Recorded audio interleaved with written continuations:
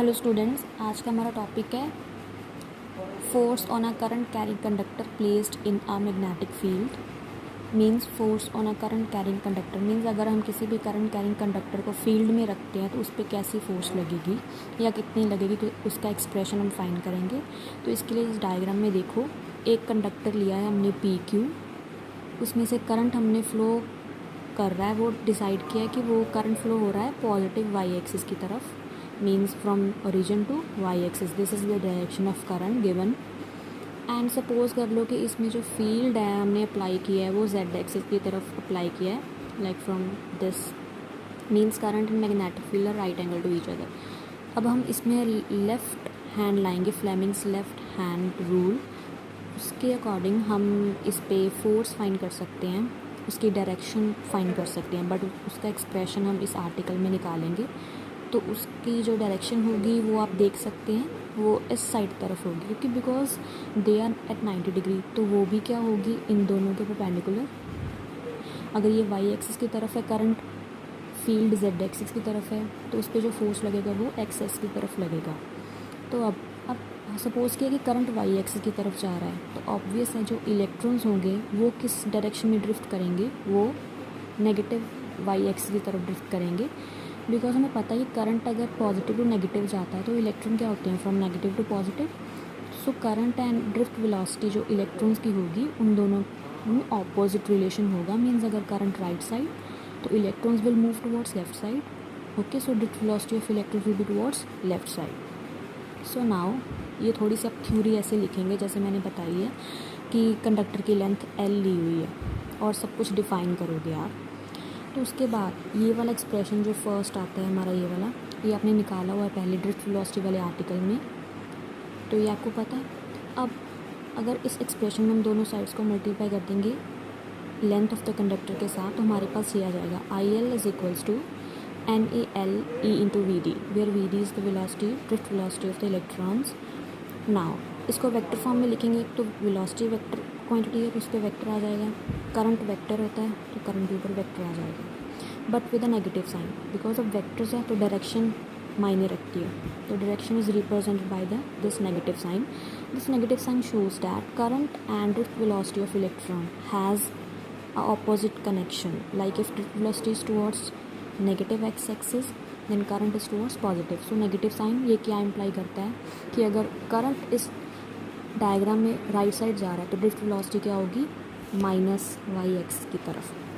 Clear है? So now अब हमें पता है कोई भी चार्ज पार्टिकल, इलेक्ट्रॉन या चाहे, वो मूव करेगा in the presence of magnetic field, तो उस पर लॉरेंस फोर्स लगेगी, जिसका एक्सप्रेशन होता है we know F is equals to Q V cross B.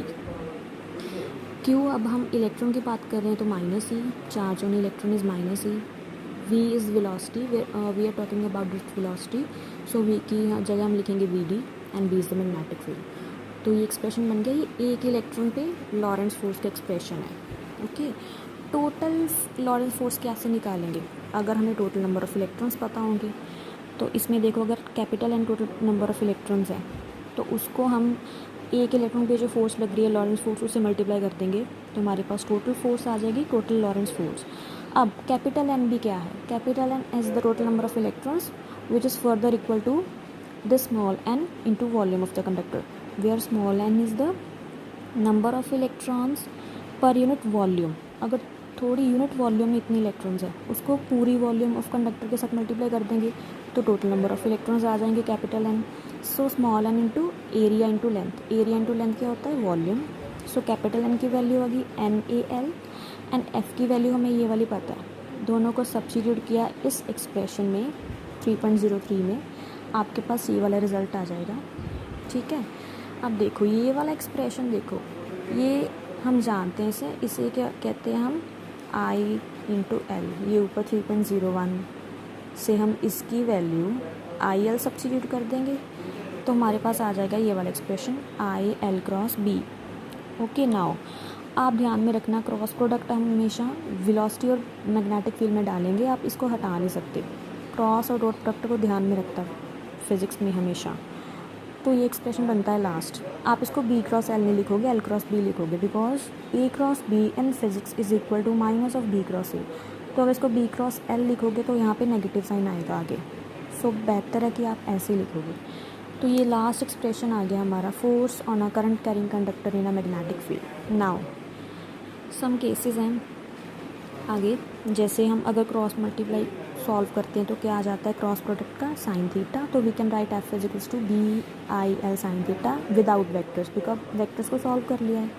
Now if theta is zero, theta is basically क्या है, theta is the angle between, here is L cross B means length और magnetic field में length इस तरफ है, magnetic field इस तरफ, तो this is theta. So if theta is equals to 0 degree then sin 0 is 0, so force will be 0. But if theta is 180 degree, then also sin 180 is 0, force will be 0. But when theta is 90 degree, so sin 91, so हमें force क्या मिल जाएगी BIL, that will be the maximum force, because sin theta की value maximum कब होती है, जब theta 90 होता है। तो this is the maximum value of force, this is BIL.